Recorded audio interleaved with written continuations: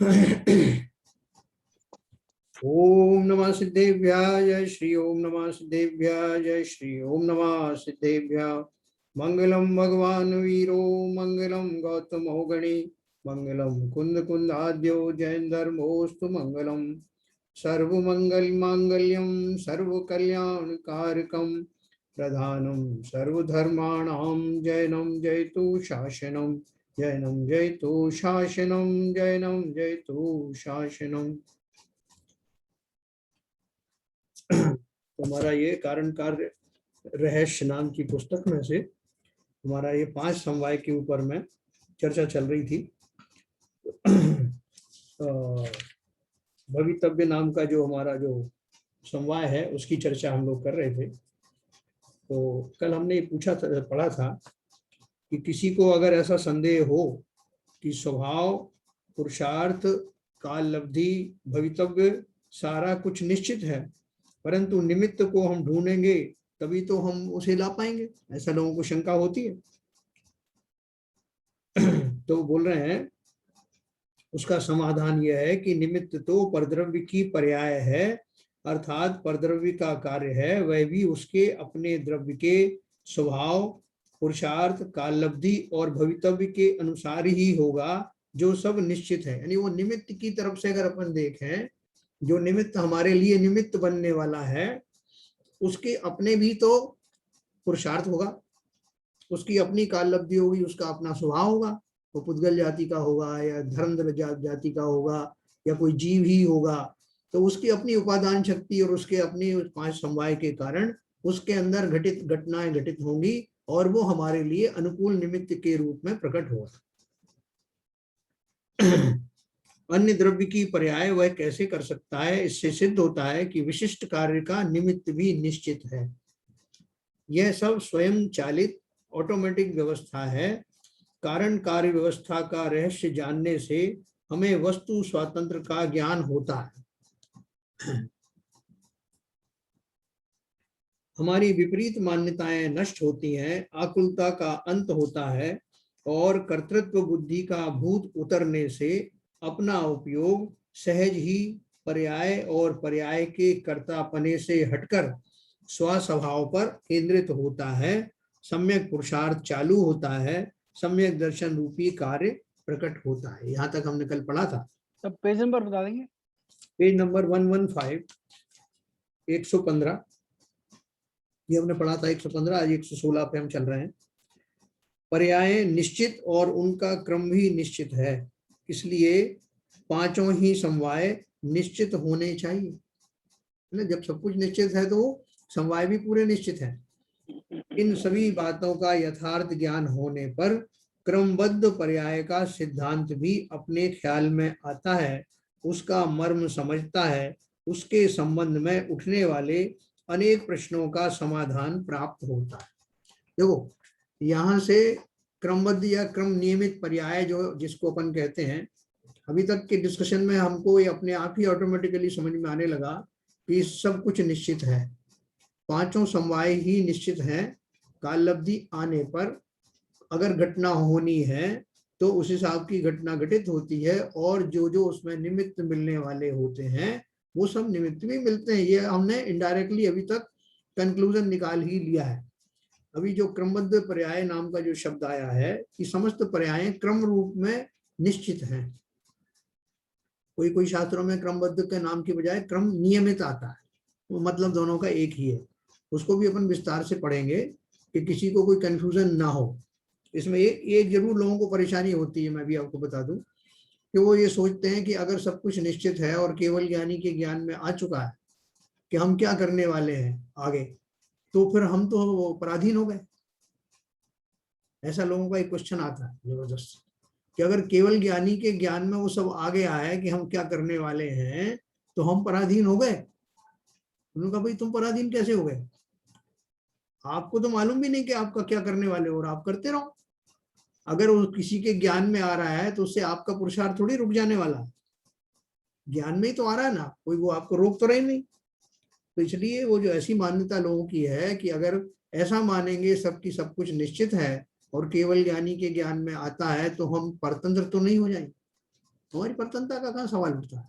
कोई जान रहा है कि हम क्या करने वाले हैं? इससे हमारा परिणमन रुकने वाला थोड़े। तो अजीव द्रव्यों की पर्यायों में भी ये पांचों ही समवाय पाए जाते हैं।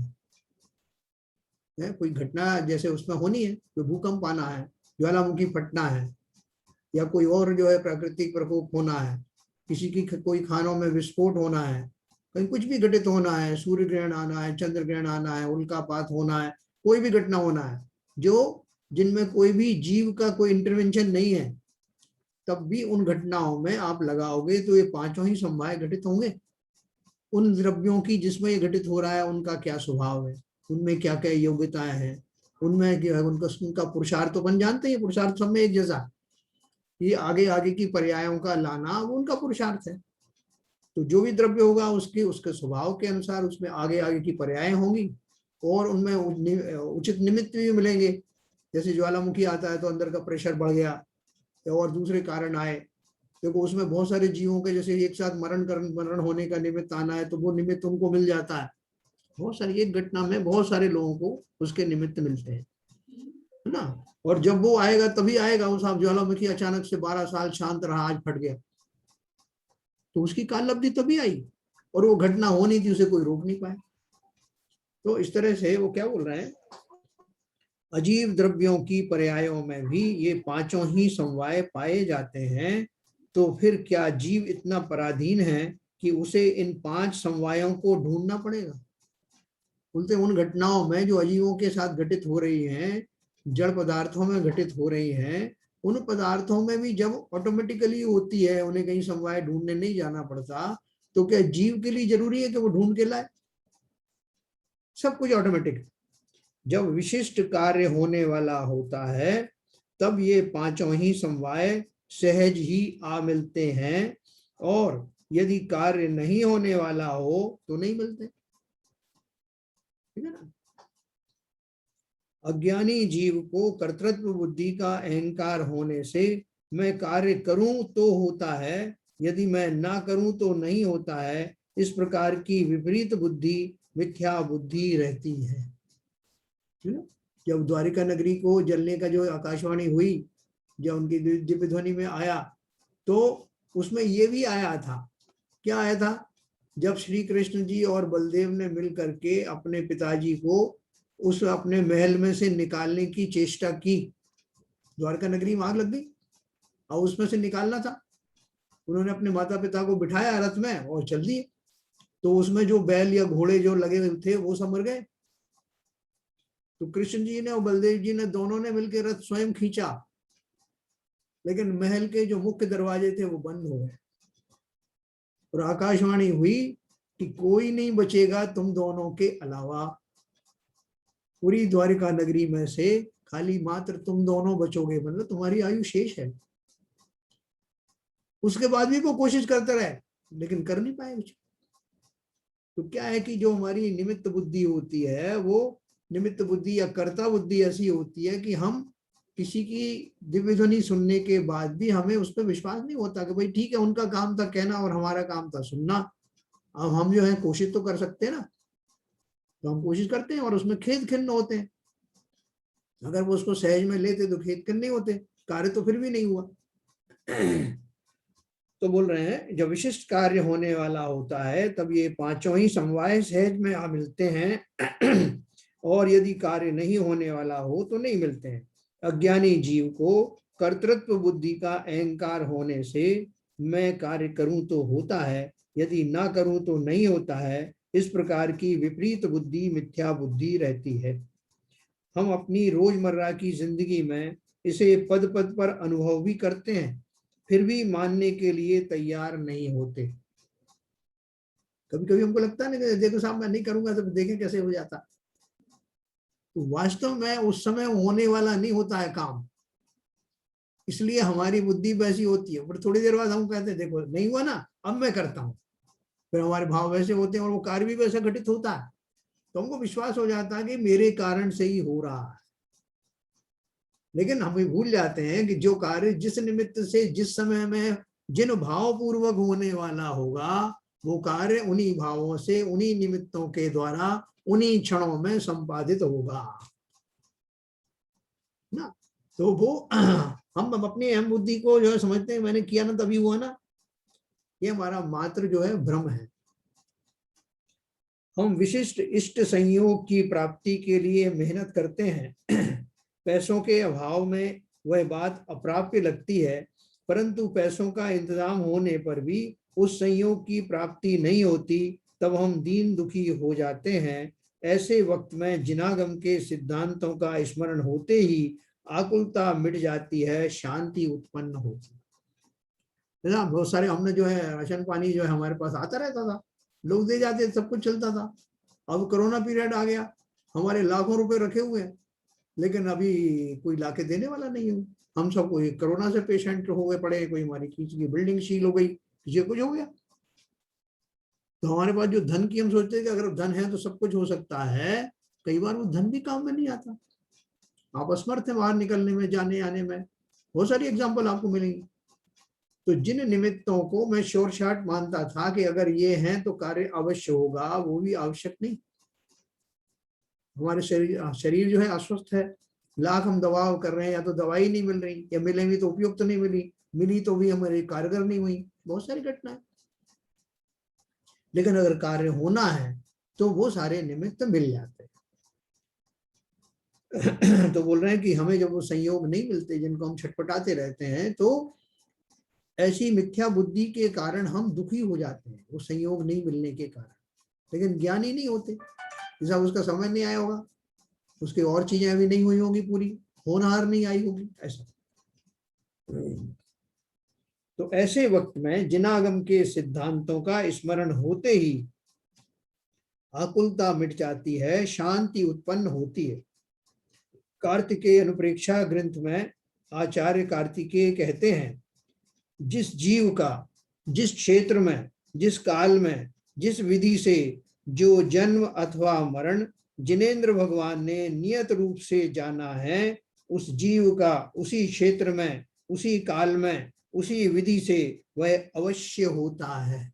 उसे टालने में इंद्र अथवा जिनेन्द्र भी समर्थ नहीं है। इस प्रकार से जो सर्व द्रव्यों और उनकी पर्यायों को जानता है, वह सम्यक दृष्टि है। जो उसमें शंका करता है वह मिथ्या दृष्टि। तो कल अपन एक बात कर रहे थे, ये वो एक बहन जी ने पूछा था ना अपने को, नीरजा जी ने, कि हमारा उद्देश्य क्या है और हमें उसे कैसे प्राप्त करना है। तो अपन ने चर्चा की थी कि हमारा वर्तमान उद्देश्य ये है कि जो जिन मत में, जिन दर्शन में जो जो बातें लिखी हैं, जिन्हें हम सुन रहे हैं, जिनेन्द्र देव का जो जो कथन है, उसमें हमारी अभी पूर्ण श्रद्धा नहीं है। हम कहते तो हैं हम सब जैन धर्म की रुचि रखते हैं, उसी को मानते हैं, लेकिन जैसा विकल्प रहित ज्ञान दृढ़ता के साथ जैसा श्रद्धान एक सम्यक दृष्टि को होता है, वैसा हमको नहीं हुआ अभी। हम जान तो गए हैं, पढ़ लिया है हमने, लेकिन मान नहीं रहे। मानने वाली श्रद्धा हमारी नहीं अभी आई है। तो हमारी वर्तमान में हमारा लक्ष्य क्या है? अगर हम आज का हमारा लक्ष्य करें, और जिसके लिए हम ये सब कर रहे हैं, शास्त्र हम किसी को सुनाने के लिए नहीं पढ़ रहे हैं कि कोई सब सोचेगा कि बड़े धर्मात्मा जीव हैं, या खाली एक जैसे फिजिक्स केमिस्ट्री पढ़ते हैं वैसे नहीं पढ़। हमारा उद्देश्य ही ये है कि मैं ऐसे श्रद्धान को लाऊं जिसमें जिनेन्द्र भगवान के कथन मुझे वैसे ही भाषित हों जैसे कि वो हैं, अथवा ज्ञानियों को भाषित होते हैं। मेरा संपूर्ण मेरा लक्ष्य सिर्फ इतना मात्र है कि मुझे कोई शंकाएं ही ना आए। शंकाएं तो समझने में तो आ सकती हैं, लेकिन वो सिद्धांत ऐसा ही है। ऐसा अटल विश्वास जब होने लगेगा तो शरीर आदि के ऊपर जो मेरी पर बुद्धि है, ममत्व आदि बुद्धि है, समाप्त होने लगेंगी। ये वास्तव में मैं नहीं हूं। और ऐसा विश्वास ही तो सम्यक दर्शन है, ऐसी श्रद्धा ही सम्यक दर्शन। तो इसलिए उन्होंने लिखा, इस प्रकार से जो सर्व द्रव्यों और उनकी पर्यायों को जानता है वह सम्यक दृष्टि है। जो उसमें शंका करता है वह मिथ्या दृष्टि है। तो शंका भी हम जानबूझ के थोड़ी कर रहे हैं। कोई सोचे इस डर से कि भैया आप कहोगे कि भाई मिथ्या दृष्टि और मैं ठीक है मान लेता हूं, ऐसी मानने की बात नहीं है। शंका करने का अर्थ यह है कि मुझे शंकाएं आ रही है अभी, क्योंकि उस श्रद्धान में वैसी मान्यता मेरी डेवलप नहीं हुई है। और जब मैं निरंतर उसका चिंतन करूंगा, स्वाध्याय आदि करूंगा, चर्चाएं करूंगा, तो मेरा ऐसा विश्वास जम जाएगा कि वो शंका रहित मेरा चिंतन होने लगेगा। अभी शंकाएं आ रही, इसका मतलब ये कच्चापन है और आती है, एकदम से उसको ये अपन हटा भी नहीं सकते। तो हमारा उद्देश्य यही है कि जब मेरा श्रद्धान सम्यक सारी शंकाओं से रहित होकर के अटूट श्रद्धान, पक्का श्रद्धान, और जैसी वस्तु की व्यवस्था है वैसा ही मुझे भी भान होने लगे, तो समझो कि मैं सम्यक दृष्टि हो गया। जैनेन्द्र सिद्धांत कोशकार ने कहा है, जैनेन्द्र जी थे ना, जैनेन्द्र वर्णी, जिनका कि हमने भी ग्रंथ पढ़ा था, वो शांति पथ प्रदर्शन, उन्होंने एक बहुत बड़ा शब्द कोश भी लिखा है, कई कई वॉल्यूम में है। जैनेन्द्र सिद्धांत कोशकार ने कहा है, जो कार्य अथवा पर्याय जिस निमित्त द्वारा जिस द्रव्य में, जिस क्षेत्र में, जिस काल में, जिस प्रकार से होने वाला होगा, वह पर्याय उसी निमित्त द्वारा उसी द्रव्य में, उसी क्षेत्र में, उसी काल में और उसी प्रकार से होती है। ऐसा पक्का विश्वास हमको आने लगेगा, ज्यादा दिन नहीं लगेंगे, इसमें 100% आने लगेगा। हो सकता है कुछ चारित्रिक दुर्बलताओं के कारण कभी हम, जो हमारा मन शंकाओं से फिर से भर जाए, वो क्षणिक होगा, फिर से लौट करके हमारा जो अब श्रद्धान बनने लगा है, हम उसमें स्थापित होने लगेंगे। देखो, इसमें द्रव्य, क्षेत्र, काल, भाव और निमित्त सब कुछ निश्चित सिद्ध हुआ, जो ऊपर बताया। 5 समवायों में हम द्रव्य का स्वचतुष्टय घटित कर सकते हैं। वह किस प्रकार से हैं उसे देखते हैं। स्वचतुष्टय की अपन ने बात की थी ना, द्रव्य, क्षेत्र, काल और भाव। स्वभाव में द्रव्य और क्षेत्र शामिल है, क्योंकि जितने क्षेत्र में वो द्रव्य है वो उसी का क्षेत्र है, स्वक्षेत्र है। तो द्रव्य और क्षेत्र स्वभाव में शामिल है। स्वभाव किसे कहते हैं? कि जिस द्रव्य के जो जो गुण होते हैं वही उसका स्वभाव है, और वो गुण द्रव्य के कन्फाइनमेंट में, कंटेनमेंट में ही रहते हैं। जितना द्रव्य का फैलाव है उतना ही उसके गुणों का फैलाव। द्रव्य का कोई भी कोना खाली नहीं रहता कि वो गुण उसमें ना हो। शक्कर के हर कण के हर भाग में मीठापन मिलेगा। उसी प्रकार से स्वभाव का अर्थ हुआ कि वो द्रव्य विशेष में होने वाली योग्यताएं, गुण उसके संपूर्ण भाग में पाई जाती है, अर्थात समस्त क्षेत्र में पाई जाती है। तो बोल रहे हैं स्वभाव में द्रव्य और क्षेत्र शामिल हैं। काल लब्धि में काल समाविष्ट है, द्रव्य काल भाव की बात है ना। भवितव्य में होने योग्य भाव, भवितव्य किसे कहते हैं? बड़ा ना, कि जो अभी पर्याय जो आने वाली है उसकी योग्यता, उसकी होनहार। तो भवितव्य में होने योग्य भाव, यानी उसे पर्याय रूप जाने वाले भाव, और पुरुषार्थ में कारण रूप भाव है। जो पुरुषार्थ है जिसमें एक पर्याय से दूसरी पर्याय जो है आती रहती है, वो जो उनका परिणमन होता है उसमें भाव छिपा हुआ है। तो इस तरह से द्रव्य, क्षेत्र, काल और भाव समस्त घटनाओं में घटित होता है, ये वो कह रहे हैं। तथा निमित्त तो परद्रव्य की पर्याय है। इस पर से तो स्व और पर की भी सिद्धि हो गई। स्व में स्वभाव, पुरुषार्थ, काल लब्धि और भवितव्य, ये 4 समवाय कारण हैं, और पर में निमित्त कारण है। मेरे जो भी कुछ 5 समवाय हैं उनके द्वारा घटना मुझ में घटित होती है, मेरी पर्याय उस हिसाब से आती है। और जब मैं किसी और का निमित्त बनूंगा तो मेरे ये 5 समवाय, मैं इन 5 समवायों से युक्त होने वाला जीव द्रव्य उस दूसरे द्रव्य के लिए निमित्त बन जाऊंगा। कहने का अर्थ क्या है? कि जो निमित्त होता है उसमें अपने हिसाब से परिणमन होता है, और उसकी वो दशा जो उसमें घटना में निमित्त बनने वाली है, यानी निमित्त की भी वो पर्टिकुलर अवस्था। मैंने आपको उसका वो एग्जांपल दिया था ना, कि वो जो दीपायन मुनि की वो वाली अवस्था जिसमें उनको क्रोध आया, वो अवस्था उस घटना में शायद थी। दीपायन मुनि की सभी अवस्थाएं उसमें नहीं योग्य थी। अनुकूलता है ना, वही क्षण वाली जो पर्याय है वही उसमें कार्यकारी होगी, ये बिल्कुल निश्चित है। जब अक्सर लोग जब बूढ़े हो जाते हैं तब उनमें बहुत सारे रोग आदि जो है प्रकट होते हैं उनके कर्मों के उदय के कारण। और उनमें वो जो उनके जो बहुत ही क्लोज उनके जो जीव द्रव्य होते हैं, पुत्र आदि होते हैं, अगर मेरे कर्मों की उस तरह का जो है वो रहा और उन जीवों का वैसा भाव रहा, तो जिन्हें मैंने पाल पोस करके बहुत बड़ा किया और क्षण क्षण अपना योगदान उनको दिया, वो भी मुंह फेर लेते। इस समय जब मेरी बुढ़ापे की पर्याय चल रही होती है, ठीक उस समय अगर मेरे कर्म का वैसा उदय है तो उन बच्चों को भी वैसा ही भाव आता है कि अब इनसे क्या अपना स्वार्थ साधना है। ऐसा निमित्त निमित्त होता है, मुझे वैसा ही मिलना है, उनके ऐसा चिंतन आना है, ऐसी घटनाएं घटित होती हैं। तो इन्हीं समवायों को निमित्त और उपादान रूप से विभाजित करना हो तो वह इस प्रकार होगा, है ना। अगर हमको 5 समवायों को निमित्त और उपादान में विभाजित करना है तो कैसे करें। स्वभाव त्रिकाली उपादान है ना, अपनी कल बात कर रहे थे। पुरुषार्थ अनंतर पूर्व क्षणवर्ती पर्याय के व्यय रूप क्षणिक उपादान है। पुरुषार्थ अपन ने पढ़ा, पूर्व पर्याय का निकलना, नई पर्याय का लाना, जिससे होता है उसे उस द्रव्य का पुरुषार्थ कहते हैं। और काल लब्धि तथा भवितव्य उस समय की पर्याय की योग्यता रूप क्षणिक उपादान कारण है। क्षणिक उपादान कारण मतलब जो उस समय में, या क्षणिक का अर्थ ये नहीं कि वो विनश्वर हो जाने वाली है, क्षणिक का अर्थ है उस क्षण में घटित होने वाली। अपन एक क्षणिक कर देते आप ये तो बात क्षणिक है, कभी भी खत्म हो जाएगी। यहाँ क्षणिक का अर्थ वो नहीं, क्षणिक अर्थ है उस समय में उस पर्याय का जो आगमन होता है उस क्षण में, इसलिए उस क्षणिक उसको शब्द दिया है।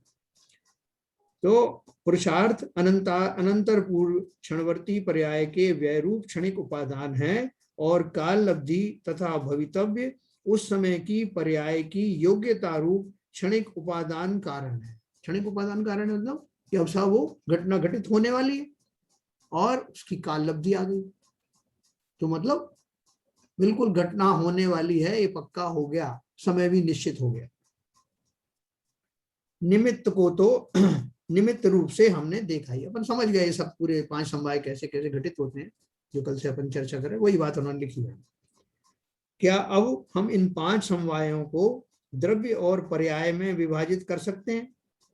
कैसे करेंगे। स्वभाव तो द्रव्य है, और पुरुषार्थ, काल लब्धि, भवितव्य और निमित्त सब पर्याय हैं। द्रव्य और पर्याय में अगर विभाजित करना है तो द्रव्य कौन सा है, स्वभाव द्रव्य है जिसे हम उपादान कहते हैं, उसमें ये घटित होने वाली है। स्वभाव द्रव्य है, और पुरुषार्थ, काल लब्धि, भवितव्य और निमित्त ये सब पर्याय हैं। द्रव्य और पर्यायों का कथन करते हैं ना, तो मेरे स्वभाव के कारण ही उसमें से ये सब घटित होता है।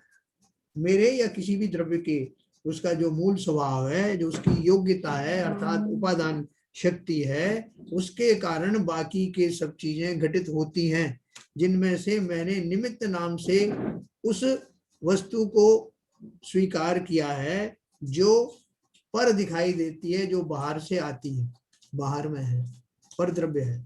लेकिन ये बाकी सब जो है ये कहाँ घटित हो रही हैं, काल लब्धि। काल लब्धि कहाँ से आई। स्वभाव को सर एक प्रश्न सर है। हाँ, स्वभाव को तो हमने ये देखा था ना, आपने बताया था स्वभाव द्रव्य का गुण है, और अभी आप यहाँ बता रहे हैं स्वभाव भी द्रव्य है। नहीं नहीं देखो ऐसा है स्वभाव का अर्थ किया है कि वो योग्यताएं और वो गुणों से भरा हुआ द्रव्य, गुणों के समूह को ही तो द्रव्य कहते हैं। द्रव्य की परिभाषा क्या है, गुणों के समूह को, और गुणों के समूह को ही स्वभाव कहते हैं। अपन ने डेफिनेशन पढ़ी ना, स्वभाव का अर्थ क्या है कि उसमें भरे हुए होने वाले जो गुण हैं उन्हीं को मैं उसकी योग्यता कहता हूँ, उन्हीं को उसका स्वभाव कहता हूँ, और गुणों के समूह को ही द्रव्य कहता हूँ। ये मेरी बेसिक परिभाषा है। तो सर इसमें स्वभाव जो द्रव्य है बेसिकली, क्योंकि काल और भवितव्य पुरुषार्थ अलग आ गया, द्रव्य तो मतलब इसमें जीव और पुद्गल ही के रूप में ही मतलब उसी के लिए यूज हो रहा है यहाँ पे द्रव्य शब्द जो है। नहीं देखो आप कंफ्यूज मत जीव होइए, अपना जो पुद्गल पहला नंबर का अपन ने समवाय पढ़ा ना, पहला नंबर का स्वभाव नाम का पढ़ा ना, पहला हाँ, तो स्वभाव नाम का समवाय, यहाँ भी वही बात लिख रहे हैं कि स्वभाव द्रव्य है, उसमें आप कंफ्यूज मत होइए। आप तो ये समझ लीजिए कि स्वभाव में ही वह उपादान शक्ति है, और उस उपादान शक्ति के कारण बाकी की सारी जो घटित होने वाली जो पर्याय हैं वो सब पर्याय ही हैं। वो मेन काम किसमें हो रहा है? योग्यता के कारण हो रहा है। तो योग्यता जो है एक उपादान शक्ति हो गया, बाकी की जितनी भी जो कुछ घटित हो रहा है वो पर्याय है। कोई काल की पर्याय है, कोई वो घटना होने वाली है उसकी जो, वो भी काल का ही सूचक है वैसे तो, है ना। और सर यहाँ पे जो स्वभाव द्रव्य, तो क्या वो 6 द्रव्य के बारे में यहाँ पे मेंशन हो रहा है क्या? हाँ, 6 द्रव्यों के बारे में, द्रव्य वो 6 ही है, द्रव्य 6 ही है, उसी की 6 कैटेगरी में ही सारे चीजें समाहित हैं, उसके अलावा कोई द्रव्य है ही नहीं। तो हाँ बोलिए। मैं बोलना चाहूंगा। हाँ बोलिए। देखिए, जो स्वभाव है उसमें त्रिकाल उपादान शक्ति है, और जो बाकी चारों समवाय हैं वो पर्याय हैं, चूंकि उसकी स्वभाव की क्षणिक उपादान शक्ति वहां उस पर्याय में काम करती है। हाँ, तो इस दृष्टि से भी ये स्वभाव द्रव्य अलग हो गया, बाकी चारों समवाय पर्याय हो। बिल्कुल, मेन उपादान शक्ति तो उस द्रव्य है, वो द्रव्य है जिसमें ये सब घटित होने वाला है, पर्याय भी उसी में से निकलना। त्रिकाल उपादान शक्ति द्रव्य के जो गुण हैं, हाँ, उन्हीं को आपने स्वभाव बोला, चाहे उनके द्रव्य के गुण बोलो। बिल्कुल, वो द्रव्य, चाहे वो जीव है या पुद्गल है, बिल्कुल, ये सभी के लिए एप्लीकेबल। बिल्कुल, बिल्कुल, ठीक है ना। काल लब्धि आने हुई, मतलब अपन ने क्या पढ़ा था, काल लब्धि किसे बोले? वो पर्याय जिस काल में आती है। पर्याय कहाँ से आ रही? द्रव्य में से आ रही। वो पर्याय जिस काल में आती है उसे काल लब्धि कहता हूँ। और वो एक पर्टिकुलर, हाँ, वो पर्टिकुलर समय को, और एक समय वो एक समय को। और तो वो अपन ने दोनों की परिभाषाएं पढ़ी हुई थी, काल लब्धि की भी पढ़ी थी, भवितव्य की भी पढ़ी थी। भवितव्य में क्या पढ़ता? प्रत्येक समय की पर्याय निश्चित है,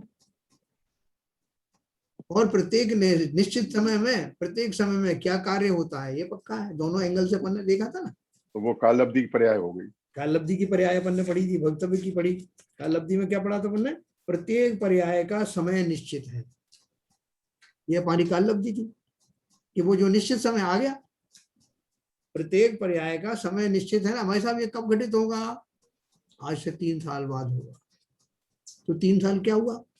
वो पर्याय आने का समय हो गया कि 3 साल के बाद वो पर्याय आएगी। और भवितव्य में अपन ने क्या पढ़ा था? प्रत्येक समय की पर्याय निश्चित है। तो भाई साहब मेरी सारी घटनाएं आप क्रोनोलॉजिकल लिख के बता सकते हैं क्या? मेरी जन्म पत्री बना सकते हैं आप कि 5 साल बाद क्या होगा, 6वें साल में क्या होगा, 7वें साल में क्या होगा। मैं कोटा में एक आया था जोशी, हम भी गए थे वहां पर। तो उस टाइम वो कैसेट चलते थे, कैसेट।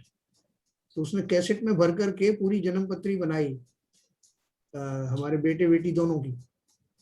उनकी एक पर्टिकुलर फीस थी, लोग दौड़े जा रहे थे, हम भी गए थे, बहुत साल पहले की बात। तो उसको कुछ थोड़ा सा निमित्त ज्ञान था, या वो कोई ट्रिक से पूछ लेता था पहले आपके पिताजी का नाम, कोई फॉर्म वॉर्म भरवाते थे तो उनको पता लग जाता था। तो वो आपके पहले पास्ट के बारे में बताते थे, जैसा वो आपके पिताजी का नाम फला है, आपकी बहन का नाम ये है, 2-4 चीजें बताई, आपको विश्वास जम जाएगा। वो बिल्कुल सही है, जो आदमी भूतकाल के बारे में सही बता सकता है तो वो भविष्य भी सही बताए। और फिर वो आपका क्रोनोलॉजिकल लिखता था, फला फला साल में ये घटना घटित होगी, आप 2 बच्चों के पिता बन जाएंगे, उसमें से एक लड़का होगा एक लड़की होगी, उसके बाद में ये घटित होगा, आपके प्रमोशन हो जाएंगे, सब बताता। आज भी रखे हैं वो कैसेट मेरे पास, लेकिन एक भी घटना सही नहीं हुई। ठीक है, उस टाइम तो वो विश्वास हो गया कि सही सही होगा। कई बार हो भी जाते हैं कुछ निमित्त यानी अभी भी परफेक्ट होते हैं, तो काफी कुछ सही बता पाते हैं। कुछ अंदाज से वैसे भी होता है, कुछ अंदाज से भी लगता है कुछ तो सही होगा, अपन बोलते हैं भाई 50% तो सही हुआ ना। जैसा, मगर एक बात है, जी, देखिए, द्रव्य को, स्वभाव को और बाकी चारों समवाय को आपने उसमें पर्याय में मान लिए। हाँ, हाँ, मगर जब वो घटना होनी है जी, तो उस द्रव्य की जो त्रिकाल उपादान शक्ति है, हाँ, उसकी केवल क्षणिक पर्याय ही उस समय काम आएगी। क्या बात कही आप। तो बिल्कुल जब सही बात। वो भी तो मतलब पर्याय हुई। पर्याय तो हुई। पांचों समवाय वास्तव में समझा जाए हाँ, तो पर्याय ही है। पहली क्षणिक पर्याय है, एक तो द्रव्य की, हाँ, बाकी चारों समवाय वो भी पर्याय हैं। हाँ।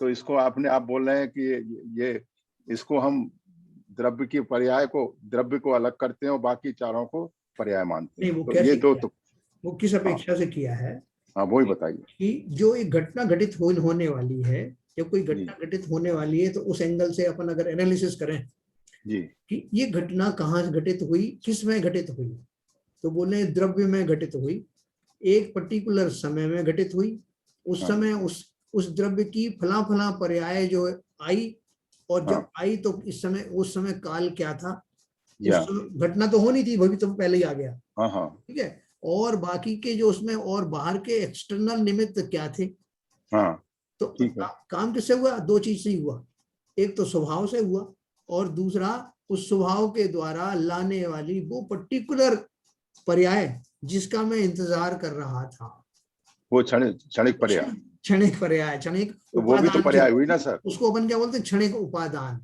हाँ क्षणिक उपादान। हाँ, तो उपादान में चला गया वो खाते में, समझने की बात है। नहीं तो है तो पर्याय ना उसकी। है तो पर्याय ही, लेकिन इनको अगर दो उसमें कैटेगराइज करना हो अगर, तो उन्होंने एक तरीका बताया कि जो मुख्य चीज तो है कि वो उपादान में से आने वाली वो पर्याय, ये दो चीजें मुख्य है, स्वभाव और वो पर्टिकुलर आने वाली पर्याय। किसकी पर्याय? उसके स्वभाव की पर्याय। और बाकी के जो निमित्त हैं वो उन द्रव्यों के पर द्रव्यों की पर्याय हैं। नहीं वो बात सही है, मगर इसको दोनों मतलब एक द्रव्य में और बाकी चार पर्यायों में हाँ, विभाजन करने की जरूरत क्यों पड़ी? है तो पांचों पर्याय ही ना। नहीं है, मतलब वो परद्रव्य की है। जैसे काल लब्धि किसकी पर्याय है? नहीं वो तो ठीक है, काल नाम के ठीक है। पुरुषार्थ तो सब उसी द्रव्य की पर्याय, सेम द्रव्य की पर्याय हुई ना। जैसे मान लो जीव है, हाँ, तो वो जो पुरुषार्थ है वो तो उस जीव की पर्याय हुई ना। तो जीव स्वभाव की। और स्वभाव और पुरुषार्थ तो एक ही जीव की पर्याय हुई ना। जीव कहाँ है या पुद्गल कहाँ है? देखो ऐसा है कि जीव और उसका जो उपादान है, अपन ने पहले क्या कहा? मुख्य उपादान, त्रिकाली उपादान और क्षणिक उपादान, ऐसे अपन शुरू से लेके चल रहे हैं ना। तो जी जी सर। ये दो उपादान हो गए। इसके अलावा जितने भी हैं वो सब अपन निमित्त की भाषा में निमित्त भी मान सकते हैं। जैसे अपन ने माना कि काल लब्धि भी एक निमित्त है ना। तो वो खाली कैटेगराइज करके समझा रहे हैं, उसमें आप कंफ्यूज मत होइए। आपका जितना समझ अभी तक आई है वहीं रखिए, ठीक है। उसको इसको घटित करने की जरूरत भी नहीं है। एक उन्होंने खाली एक मैथमेटिकल ढंग से समझाया है, उसको अगर उसमें कंफ्यूजन आता है तो उसे छोड़ दीजिए, कोई दिक्कत नहीं। तो बोल रहे हैं ना, मजे की बात, हमें जो सिद्धांत मालूम है, जो तत्व हम जानते हैं, उनकी दृष्टि से किसी भी विषय पर विचार मंथन करके हमें बहुत सारी जानकारी उपलब्ध होती है, उनका यथार्थ भाव भाषण होता। 5 भावों के नाम सुने हैं ना? 5 भाव कौन से होते हैं? पारिणामिक भाव, औपशमिक भाव, क्षयोपशमिक भाव, क्षायिक भाव और औदिक भाव जीव के असाधारण भाव हैं। ये जो भाव हैं ये जीव के ही होते हैं। अपन बात कर रहे हैं ना, सभी द्रव्यों के कुछ ना कुछ भाव होते हैं। ये जो भाव मैं बता रहा हूं ये जीव के अतिरिक्त और किसी के नहीं होते। कौन कौन से हैं? पारिणामिक भाव, औपशमिक भाव, क्षयोपशमिक भाव, क्षायिक भाव और औदिक भाव जीव के असाधारण भाव हैं, जो जीव द्रव्य के अलावा अन्य किसी भी द्रव्य में नहीं पाए जाते हैं।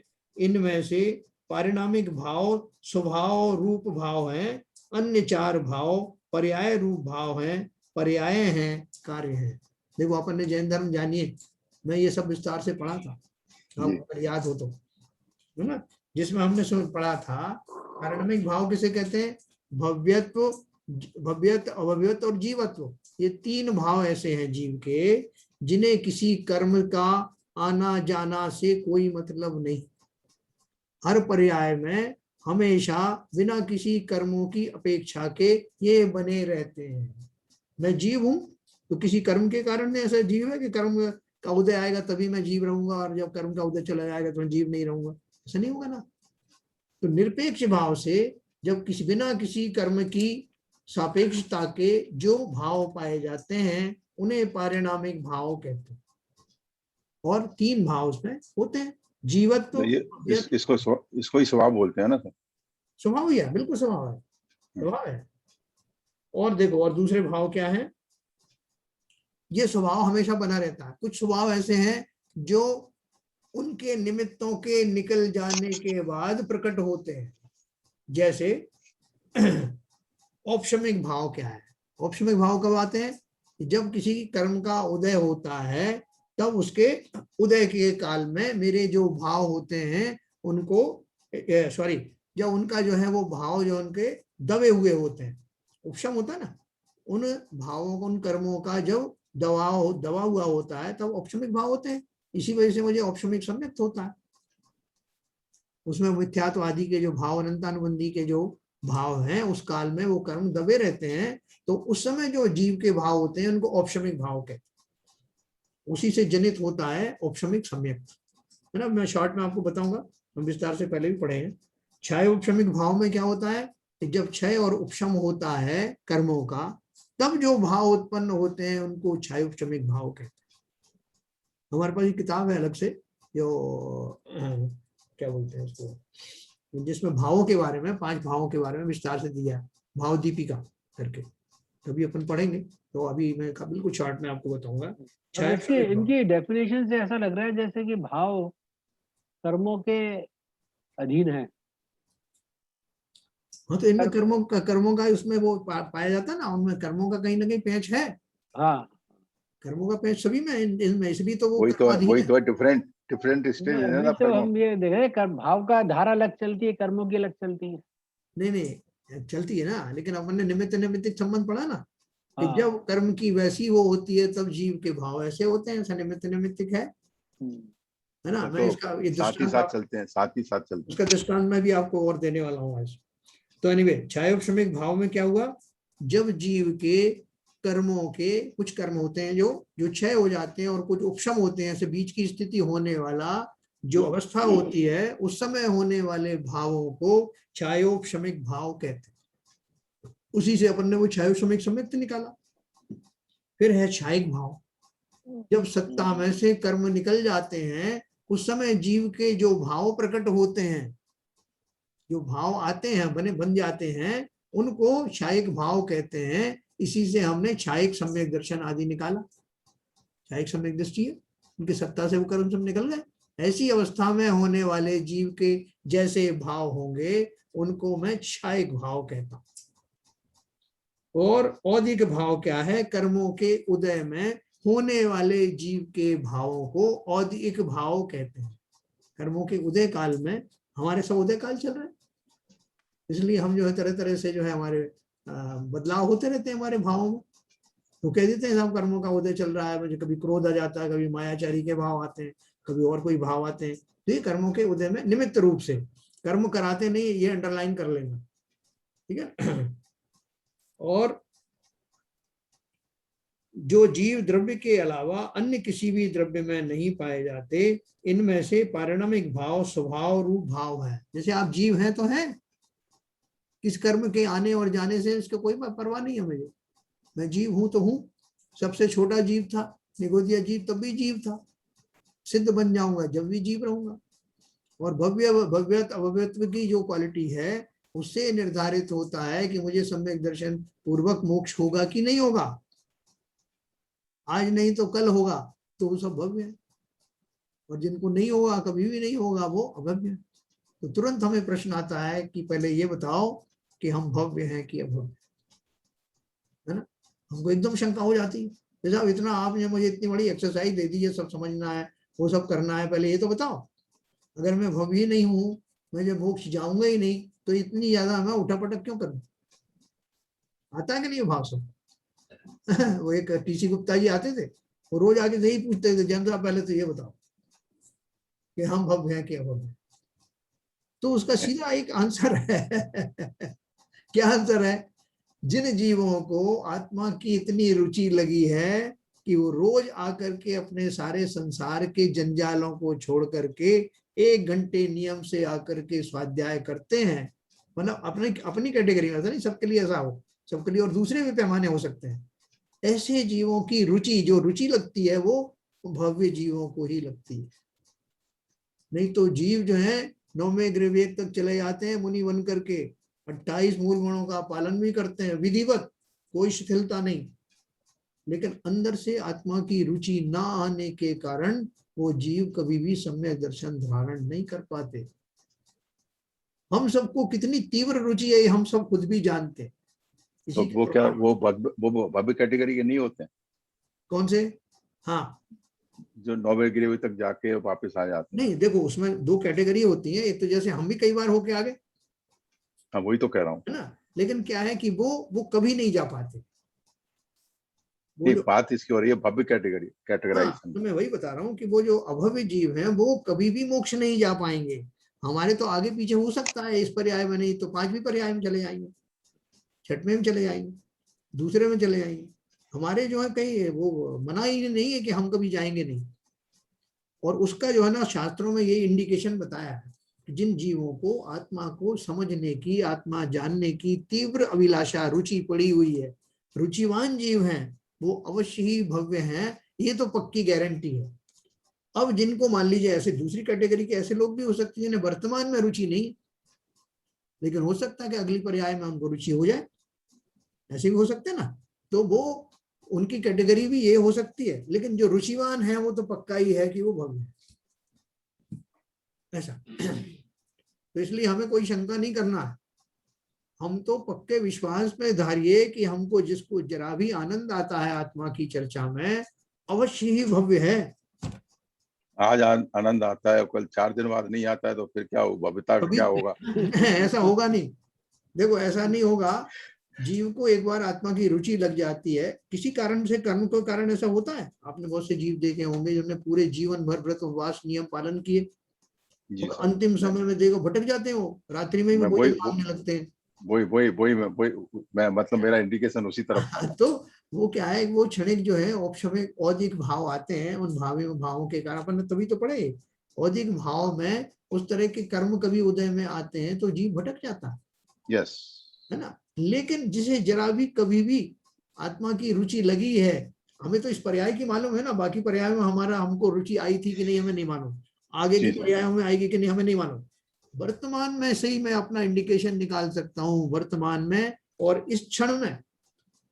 ये पर्याय भी मेरी 100 साल लंबी या 80 साल लंबी है मान लो, उसमें भी आज और अभी इस समय मुझे आत्मा में इंटरेस्ट आ रहा है कि अगर एक क्षण को भी वो रुचि आई तो अवश्य इंडिकेशन है कि जीव भव्य ही है। पहला पाठशाला का पहला ही जो है, शुद्धता में मेरा नाम, सब कुछ जानना मेरा काम। पहला जो वर्ड है वही है जी हाँ, अपनी आत्मा को और भक्त ने भगवान बनेंगे, मतलब वही एक ही, उसी पर पूरा जैन धर्म खड़ा हो जाता है। आप देखो अपन जब चर्चा कर रहे हैं तो सारे जो है जीव कितने मंत्रमुग्ध होकर के सुनते हैं। अपनी चर्चा नहीं, कोई भी कहीं से प्रवचन आ रहा है, कहीं कोई किसी और से बात चल रही है, कोई आध्यात्मिक चर्चा चल रही है, उनको रोमांच होता है। सुबह जो अभिषेक देखते हैं या जो कुछ देखते हैं तो वो उनको जो भक्ति भाव आता है, भक्ति भाव भी हालांकि 2 तरह के हो सकता है, लेकिन मैं यही मान के चल रहा हूँ कि वो सब भक्ति भाव में उस तरह से ये तल्लीन है जैसा कि एक भव्य जीव होता है। उसको आत्मा की रुचि है कि मुझे भी ऐसे बनना है, जिनेंद्र भगवान की तरह बनना। ऐसे जितने जीव हैं जो जिनेंद्र देव के रूप में बनना चाहते हैं, उनके गुणों का जैसे ज्ञान है, उन गुणों से उनको प्रेम है, सारे भव्य हैं। ऊपर ऊपर की भक्ति वाले नहीं, अंदर से जिनको रोमांच आता। एनीवे, ये तो पक्का समझ लो कि हम सब भव्य हैं, इसलिए हमें कहीं कोई किसी से सर्टिफिकेट लेने की जरूरत नहीं। आपने दे दिया ना। तो देखो, स्वभाव तो त्रिकाल होता है, उसमें निमित्त की आवश्यकता नहीं होती, परंतु कार्य में निमित्त की उपस्थिति होती है। स्वभाव में जब भी मैं हूँगा, बल्कि उल्टा है, जब जीव स्वभाव में लौटता है तो सारे वो निमित्त जो स्वभाव में जाने से रोक रहे थे वो समाप्त हो जाते हैं और मैं स्वभाव में लौट आता हूँ। ठीक उस अग्नि की तरह जो गर्म हुई थी, जो पानी की तरह जो अग्नि के संयोग में गर्म हो गया था, स्वभाव से हट गया था, हट गया जैसा लगता था, और अग्नि का संस्कार हटते ही स्वभाव में लौट आता है। तो स्वभाव में लौटने के लिए किसी निमित्त की आवश्यकता नहीं, सारे निमित्त हट जाने पर स्वभाव प्रकट होता है। ठीक है ना, उसको अपन उस अपेक्षा से समझेंगे। नहीं तो इसका मतलब ये हुआ, जी जब छायक सम्यक दर्शन होता है जी तो वो सारे जो कर्मों की निर्जरा होती है तो वो सारे निमित्त हट गए इसका। बिल्कुल हट गए, यस। तभी शायक भाव पूरे सत्ता में से खाली हो जाती, सत्ता पूरी आपकी। तो वो सारे वो निमित्त रूप थे जो ज्ञानावरण कर्म से और दर्शनावरण कर्म की वजह से वो जो उसका उस पर छाया पड़ी हुई थी, ये जो वो सारी छायक निकल भाव है, जाती। देखो छायक भाव ये कौन से वाले हैं? मोहिनी कर्म वाले। मोहिनी कर्म वाले। हाँ हाँ हाँ हाँ, है ना, मोहिनी कर्म के जो हाँ सम्यक दर्शन की बात करते हैं। छायक सम्यक दर्शन क्या हुआ कि जिस निमित्तों के कारण, जिन मिथ्यात्वादी कर्मों के कारण मुझे सम्यक पना नहीं हो पा रहा था, उन कर्मों के हट जाने कर, मिथ्यात्व और चारित्र मोहिनी कर्म के हट जाने के बाद जो मेरा स्वभाव में जो प्रकटीकरण होता है, उनको मैं छायक भाव कहता हूँ, जिसमें से मोहिनी कर्म चला गया। और जब मोहिनी कर्म जाएगा, छायक सम्यक दृष्टिपना आ जाएगा। जैसे रामचंद्र जी थे फॉर एग्जाम्पल, छायक सम्यक दृष्टि थे। अब आप बोलोगे बाकी के कर्मों का क्या हुआ? ये तो आपने मोहिनी की अपेक्षा से बोल दिया कि साहब वो छायक सम्यक दृष्टि हो गए, लेकिन जो छायक सम्यक दृष्टि हो गए उसका एक निश्चित हो गया कि दूसरे तीसरे या चौथे भाव में जो भी बताया शास्त्र में, निश्चित ही वो व्यक्ति मोक्ष जाने वाला है। तो बाकी के जो कर्म है वो तो जब जब जैसे गुण स्थान चढ़ेगा तो अपने जो 9वें गुण स्थान में सब निपटा देगा, तुम्हें 10वें गुण स्थान धीरे धीरे निपट जाएंगे। हाँ अरे एकदम निपटेंगे 10वें गुण स्थान में आते ही। अभी अपन निपटेंगे, देखो थोड़ी देर में।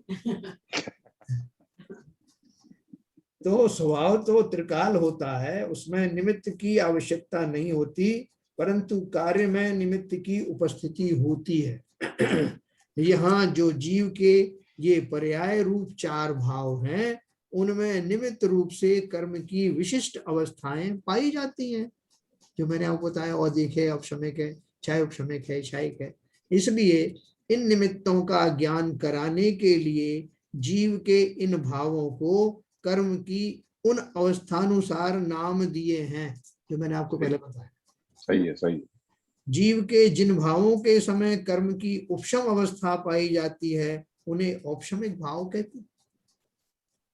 जीव के मोह राग द्वेष रूप भावों के समय कर्म का उदय निमित्त रूप से हाजिर रहता है, इसलिए इन भावों को औदयिक भाव कहते हैं। कर्म का उदय हुआ, जीव के राग द्वेष प्रकट हुए। जीव के जिन भावों के समय कर्म का क्षयोपशम निमित्त रूप से पाया जाता है, उन भावों को क्षयोपशमिक भाव कहते हैं। जीव के जिन भावों के समय कर्म की क्षय रूप अवस्था पाई जाती है, उन भावों को क्षयिक भाव कहते हैं। जिस समय वो कंडीशन आती है भाई साहब कि मोहिनी कर्म का क्षय हो गया, सत्ता से निकल गया, तो सोचो वो कैसे क्षण होंगे। मैं अनंत अनंत पर्यायों में उस मोहिनी कर्म से युक्त होकर के पागल बना हुआ हूं, सारी घटनाओं को उसी तरह इसलिए अंजाम दे रहा हूं। शरीर को मेरा मानना, शरीर से जो जुड़े हुए संबंधों को अपना मानना, इसने मेरा बुरा किया, इसने अच्छा किया, इस वस्तु में अच्छा स्वाद है उसमें नहीं है, सारा मोहिनी कर्म का कमाल था। सोचो को उसके हट जाने के बाद में कितना सुखद अनुभव होता होगा ना। क्षयिक शब्द सुनते ही हमें बाँसें खिल जाती हैं।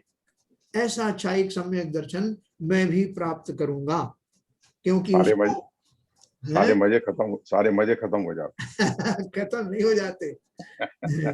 जो मेरी जो विघ्न बाधाएं थी, उनमें जो बिना वाद की जो कल्पनाओं में सुख दुख लगा हुआ था, वो सब समाप्त होने लगता। यहाँ तक कि 13वें गुण स्थान में जब मेरे पास वेदनी कर्म रह जाता है, वेदनी कर्म है 13वें गुण स्थान, भगवान बन गए, लेकिन मोहिनी कर्म चला गया, तो जो सामग्रियां आती हैं अब उनमें सुख दुख कैसा, क्योंकि मोहिनी कर्म के कारण ही वो वेदन होता था, सुख दुख का काल्पनिक वेदन। मोहिनी कर्म चला गया तो वेदनी के माध्यम से कोई भी सामग्री आने दो, वो जीव कभी भी उसमें मोहित या दुखी नहीं होता। बहुत अच्छी अच्छी घटनाएं हैं हमारे जीवन में, बहुत जल्दी घटित होने वाली है। तो जीव के जिन भावों के समय कर्म का क्षयोपशम निमित्त रूप से पाया जाता है, उन भावों को क्षयोपशमिक भाव कहते हैं। जीव के जिन भावों के समय कर्म की क्षय रूप अवस्था पाई जाती है, उन भावों को क्षयिक भाव कहते हैं। परंतु जीव का पारिणामिक भाव कार्य न होने से, पर्याय नहीं होने से, उसमें निमित्त का प्रश्न ही नहीं है। जीवत्व भाव तो है, इसमें कहाँ कर्मों की अपेक्षा है। जैसा जब कर्म आएंगे तब आप जीवित हो जाओगे, कर्म चले जाएंगे तो आप मर जाओगे। जीव द्रव्य कभी भी मरता है? कोई भी द्रव्य कभी मरता है? तो यह तो जीव का अनादि अनंत त्रिकाली स्वभाव है, जिसे कोई कर्मों के आना और जाने की कोई वो जरूरत नहीं। पर्याय जब इस निज ध्रुव पारिणामिक भाव को अभेद होकर स्वापने से स्वीकार करती है, उसी को जानने में मग्न होती है, तब पर्याय विभाव रूप से नहीं अपितु स्वभाव रूप से परिणमित होती है। जीव को आत्मानुभूति होती है, सम्यक दर्शन प्राप्त होता है, अतीन्द्रिय आत्मिक सुख का अनुभव होता है। देखो, ये सम्यक दर्शन रूपी जो पर्याय है वो मामूली घटना मत समझना, असाधारण घटना है वो। जब वो घटित होती तो क्या होता है? मैं क्या बोला? पर्याय जब इस निज ध्रुव पारिणामिक भाव को अभेद होकर स्वपने से स्वीकार करती है, मैं ऐसा हूं, मैं जीव हूं, वो जीवत्व पने में वो सब कुछ उसमें शामिल है। अपनी संपूर्ण योग्यताएं और गुणों से जगमगाता हुआ ये आत्मद्रव्य जब स्वयं के ज्ञान में आता है कि मैं ऐसा हूं, तब चमत्कार हो जाता। जैसे वो आता ना, चक्र रत्न चक्रवर्ती का आता है तो आसमान में चमकता है, 1000 जो है देव उसकी रक्षा करते हैं और उसका पूरा जो है पूरे सौर मंडल में, पूरे आकाश में प्रकाश छा जाता है। ऐसा ही मेरे ज्ञान में जब मेरा ही आत्मद्रव्य संपूर्ण प्रतिभाओं के साथ, संपूर्ण अपने वैभव के साथ में दिखाई देने लगता है, तो मेरे ही जो उस समय की जो पर्याय होती है वही तो सम्यक दर्शन रूप पर्याय है। आत्मा का साक्षात्कार होता है, आत्मा स्वभाव में दिखाई देने लगती है, उसका जो अनुभव होता है वो अचिंतनीय होता है, वो क्षण अपूर्व होते हैं, उस सुख की आप कल्पना नहीं कर सकते। इसलिए जब जीव वो 7वें गुण स्थान में मुनि अवस्था में होता है और बीच बीच में अंतर मुहूर्त के लिए 6वें में आता है, उतनी सी देर में आत्मा का जो साक्षात्कार जो होने लगा था, बहुत फ्रीक्वेंटली होने लगा था, उसमें कमी आती है एक अंतर मुहूर्त की। वो जीव व्याकुल होने लगता है कि कहाँ मैं एयर कंडीशन में बैठा था और आपने मुझे रेगिस्तान में फेंक दिया। ऐसे भाव समझाने के लिए कहने में आते हैं कि जब जीव को अपनी स्वयं की अनुभूति मिलने लगती है तो उस सुख में वो इतना तन्मय हो जाता है कि एक क्षण को भी उस सुख को छोड़ नहीं पाता। 7वें से 6वें आ जाता है अपने कर्म के उदय से, फिर वापस चला जाता है 7वें में, ऐसा झूलता रहता है पुण्यस्थान में। बहुत ही बढ़िया घटना होने वाली है ये सम्यक दर्शन की प्राप्ति की। और जब इतनी बड़ी घटना होनी तो उसकी तैयारी भी तो हमें पूरी करनी पड़ेगी, और इसलिए भी करनी पड़ेगी कि अनंत काल से, अनादि काल से मैंने उसकी तैयारी नहीं की, तो मेरी वो प्रैक्टिस भी हट गई, उस तरह का चिंतन भी मैं नहीं कर पा रहा हूं। मैं आत्मद्रव्य हूं ये सोचने में भी मुझे बहुत परिश्रम करना पड़ता। तो आचार्यों ने हमें नींद से उठाया और हमको ये भान कराया कि तुम न केवल जीव द्रव्य हो, बल्कि जीव द्रव्य होने की जो सहूलियतें हैं वो सब तुमको अवेलेबल हैं। जो सुख गुण की जो पर्याय जीव के अंदर में है, सुख गुण जो जीव के अंदर है, उस सब के तुम अधिकारी हो। वो तुम्हारे अंदर क्यों नहीं प्रकट हो रहा है? तुम क्यों मूर्ख बने हुए हो? उस सुख की अनुभूति लो जो तुमसे बहुत दूर नहीं है, खाली भ्रम पड़ा है अनादिकाल का ना। तो इसलिए हम जो कुछ पढ़ रहे हैं, हमारा उद्देश्य मात्र इतना ही है कि मैं स्वयं को जानूं, स्वयं को पहचानूं और स्वयं में ही स्थापित हो जाऊं। स्थापित होने का अर्थ क्या है कि अब मुझे कहीं नहीं जाना। जब बोलते हैं अभी आपको कहीं नहीं जाना भाई साहब, घर में रहिए, आपको सब चीजें पहुंचा दी जाएंगी। नहीं, हम बाहर तो निकलना पड़ेगा, कमाने धमाने कुछ नहीं, आपको पैसे वैसे सब मिल जाएंगे। नहीं, पैसे तो मिल जाएंगे लेकिन वो सामान कौन लाएगा? वो सामान भी मिल जाएगा पर मिल तो जाएगा, फिर बनाएगा कौन? तो बनाएगा भी नहीं और आपको खिलाएगा भी नहीं, बल्कि बिना बनाए बिना खिलाए आपको ऐसा ही आनंद आएगा जैसे कि 56 प्रकार के भोजन मिल गए। फिर क्या तकलीफ है? बोले हाँ ऐसी आप गारंटी दे रहे हो तो फिर ठीक, ऐसी ही गारंटी है। स्वभाव में लौटते ही, स्वभाव में अभी स्थापित भी नहीं हुए हैं, परमानेंटली स्थिर नहीं हुए, लेकिन स्वभाव का साक्षात्कार होते ही सम्यक दर्शन रूपी पर्याय में जीव आनंद से उछल पड़ता है कि ओ क्या पर्याय है। तो देखो तो हमारे पास 2 मिनट है, इसको समाप्त करूंगा।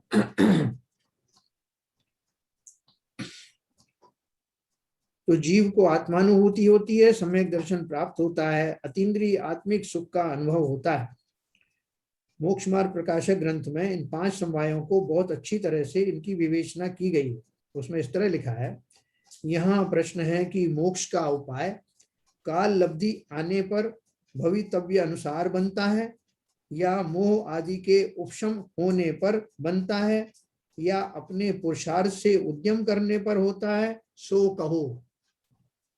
पंडित टोडरमल जी ने उसमें लिखा है कि ऐसा अगर कोई प्रश्न पूछता है कि ये जो मोक्ष है उसका उपाय किस वजह से होता है, जो 5 समवाय बताए उनमें किसके कारण होता है, तो क्या पूछा, काल लब्धि आने पर और भवितव्य अनुसार, 2 चीजें मिला दी, काल लब्धि और भवितव्य यानी होनहार, ये दोनों हो गई तो फिर बाकी की क्या जरूरत है। कल किसी ने पूछा भी था ये प्रश्न, कि तूने पूछा था। या मोह आदि के उपशम आदि होने पर बनता है, जो मुझे मोहनी कर्म आदमी है उनका उपशम हो जाएगा तो हो जाएगा मोक्ष ना। या अपने पुरुषार्थ से उद्यम करने पर होता है, किससे होता है, सो कहो। यदि प्रथम दोनों कारण मिलने पर बनता है तो हमें उपदेश किस लिए देते हो? ऐसे ही क्वेश्चन पूछा उन्होंने, बहुत जबरदस्त। और पुरुषार्थ से बनता है तो उपदेश तो सब सुनते हैं, उनमें से कोई उपाय कर सकता है, कोई नहीं कर सकता, तो इसका कारण क्या है? तो इसका समाधान दिया। एक कार्य होने में अनेक कारण मिलते हैं, सो मोक्ष का उपाय बनता है, वहां तो पूर्वोक्त तीनों ही कारण मिलते हैं। तीनों ही कारण मिलते हैं मतलब काल लब्धि भी है, भवितव्य अनुसार भवितव्य भी होगा, ये 2 तो होंगे, और पुरुषार्थ भी होगा, और मोह का शमन भी होगा, उपशम भी होगा, मतलब ये सारी चीजें मिलेंगी। वहां तो पूर्वोक्त तीनों ही कारण मिलते हैं, और नहीं बनता वहां तीनों ही कारण नहीं मिलते। सिंपल। वे आगे कहते हैं, जिस काल में कार्य बनता है वही काल लब्धि। देखो अभी इसको ध्यान से समझना, जब उन्होंने उस सबको हल्का कर दिया, वो समवाय तो हैं लेकिन देखो उन्होंने कैसे बढ़िया घटाया। जिस काल में कार्य बनता है वही काल लब्धि, और जो कार्य हुआ वही होनहार। और निमित्त तो कर्म के उपशम आदि हैं, उसका आत्मा करता हरता है नहीं, परद्रव्य है। पुरुषार्थ से उद्यम करते हैं, सो यह आत्मा का कार्य है, इसलिए आत्मा को पुरुषार्थ से उद्यम करने का उपदेश देते हैं। अब आप पूछोगे इसमें पुरुषार्थ जीव का क्या होगा, क्योंकि हमने उपदेश की जो पुरुषार्थ की परिभाषा क्या पढ़ी थी कि वो जो द्रव्य है जिसमें ये घटना घटित होनी है, उसमें उस क्षणिक उपादान वाली पर्याय को लाना, ये द्रव्य स्वयं करता है। लेकिन यहाँ उपदेश की भाषा में ये कहा गया है कि मुझे उस पर्याय को लाना है। उस पर्याय को लाने के लिए जो परिश्रम चाहिए, जो पुरुषार्थ चाहिए, वो पुरुषार्थ किस जाति का है अब तक हम समझ गए। उस तरह के भाव बनना जरूरी। बस विश्वास लाना पहले, तो ऐसा ही घटित होने वाला है। ये हमने जो सिद्धांत पढ़ा है 5 समवायों वाला, क्रमबद्ध पर्याय वाला, इस पे 100% विश्वास लाना कि ऐसा ही होना है, और मैं जीव द्रव्य हूँ, मेरे अंदर अवश्य ये सब घटित होने वाला है। जब जब मोह आदि का शमन होगा और जब जब ये घटना घटित अपने आप होने वाला है, इस पर विश्वास तो आए ना। ये पुरुषार्थ मुझे तुरंत करना है, और इस पुरुषार्थ को ही आगे बढ़ाते बढ़ाते मेरा कार्य हो जाने वाला है। यही पुरुषार्थ, ठीक है ना। हमको लगता है कि ये पुरुषार्थ तो बहुत हल्का है पुरुषार्थ है, कोई बड़ा बताओ, जैसे गेहूं पर वो फावड़े चलाना हो, गैती चलाना हो, कोई ट्रैक्टर चलाना हो, बड़ा बताओ, ये तो आप छोटे बोल रहे भाव करो, तुम करते ही रहते। लेकिन नहीं, उपयुक्त तो भाव जो उस दिशा में होने चाहिए वो आज तक नहीं कर पाया, इसको करके दिखाओ। यही मेरे लिए चैलेंज है। समय दृष्टि बन के दिखाओ। रोज चैलेंज देते हैं ना, कोई बाबा रामदेव दे देता है, कोई कुछ दे देता है कि ये आसन करके दिखाओ। हमारे लिए चैलेंज है। अनादिकाल से अनंत पर्यायों में जो काम नहीं किया है वो करके किसी और को नहीं दिखाना है, स्वयं ही देखना है, स्वयं ही उसका भोग करना है, स्वयं ही अपने विश्वास के अंतर्गत चलते हुए उस पर्याय को घटित करना है। और ये मैं कर सकता हूं, करता हूं, कर ही लूंगा। देखो तो मैं कल इसका समापन करूंगा, थोड़ा सा ही बचा है। जो जीव जिनेन्द्र कथित उपदेश अनुसार योग्य उपाय करेगा उसका कार्य अवश्य प्रकट होगा। जो पुरुषार्थ से मोक्ष का उपाय करेगा उसे अन्य कारण तो स्वयमेव प्राप्त होते हैं। तो एकदम क्लियर कर दिया कि आप अभी तक सोच रहे थे कि भाई साहब काल लब्धि आएगी जब, जो अगर होनहार होगा तो ऐसा निमित्त मिलेगा। अब ये सोचते सोचते हम पराधीन होगा महसूस करते हैं अपने आप। बस आपने बता दिया सिद्धांत, अब मैं कोई हट नहीं करूंगा, जब मिलना होगा मिल जाएगा, ऐसा दीन बन जाता हूं। आचार्य बोलते हैं दीन बनने की जरूरत नहीं, तुम्हारे पास जो है बस वही करो, बाकी सब तुम्हारे अधीन नहीं है। लेकिन तुम उस दिशा में चल पड़ोगे तो वो पर्याय अवश्य ही घटित होगी। यथा योग्य समय में यथा योग्य निमित्त सब कुछ मिलने वाले हैं। ठीक है ना। तो यहाँ अन्य 4 समवायों का स्वीकार तो है, परंतु उन्हें गौण रखकर पुरुषार्थ की मुख्यता से कथन किया है ना। तुरंत अपन बोलेंगे साहब आपने फिर इतने समवाय बताने में हमारा टाइम क्यों खराब किया, जब पुरुषार्थ से ही होना था तो बाकी समवाय क्यों बता। तो बोल रहे हैं कि समवाय तो 4 हैं, लेकिन मुख्य रूप से जब पुरुषार्थ की बात करते हैं तब ऐसा ही कथन किया जाता है, क्योंकि यह निमित्त अधीन नहीं हूं मैं, पुरुषार्थ करने में कोई निमित्त वो आते ही है। तो ये उपदेश हमेशा इसलिए पुरुषार्थ का दिया जाता है, और जीव का पुरुषार्थ जीव के योग्य ही होगा। ठीक है। तो इन्होंने देखो, मैं 2 मिनट आपको कल बताऊंगा चलो उसके बारे में, जो अपन कंक्लूड करेंगे कि बाकी जो समवाय हैं उनको उस अपेक्षा से, एक एक समवाय की अपेक्षा से उनकी मुख्यता करके जब कथन कहा जाता है तब हमको ऐसा लगता है कि आपने एक बात तो उस ढंग से कही कि द्वारका नगरी दीपायन मुनि ने जलाई, या आपने जो है कोई और कथन किया कि मैना सुंदरी ने जो है वो सिद्ध चक्र विधान पर किया पाठ तो उनका कुष्ठ हरण हो गया, वो किस अपेक्षा से कहा। 12 वर्ष बाद द्वारका नगरी चलेगी तो ये आपने जो समय बता दिया। तो ये सारे निमित्त हैं, तो ये आप कभी उसकी बात करते हो कभी इसकी करते हो। तो आचार्य ने बोला कि जिस घटना में जिस एक समवाय को मुख्य करके बताया जाता है तब ऐसा कथन आता है, लेकिन बाकी समवाय गौण रहती हैं, गौण रहते हैं, बस इतना समझाने की बात। तो हमने 5 समवाय बहुत अच्छे से समझे। मैं ऐसा समझता हूँ कि सबके समझ आया होगा लगभग, कोशिश तो अपने पूरी की सबने।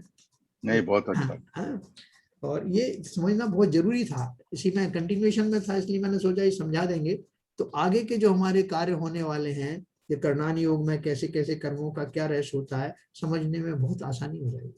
बहुत बढ़िया। और मैं आपको थोड़ा सा और कल बताऊंगा कि जो क्रमबद्ध पर्याय चलती हैं वो कैसे चलती हैं, जो अभी इसमें से निकल के आया उसका भी थोड़ा एक इंट्रोडक्शन आपको दूंगा, तो आगे के शास्त्र समझने में बहुत आसानी हो जाएगी। Very good, excellent. ठीक है सर, तो ठीक सबको है। जय जन जिनवाणी स्तुति करें।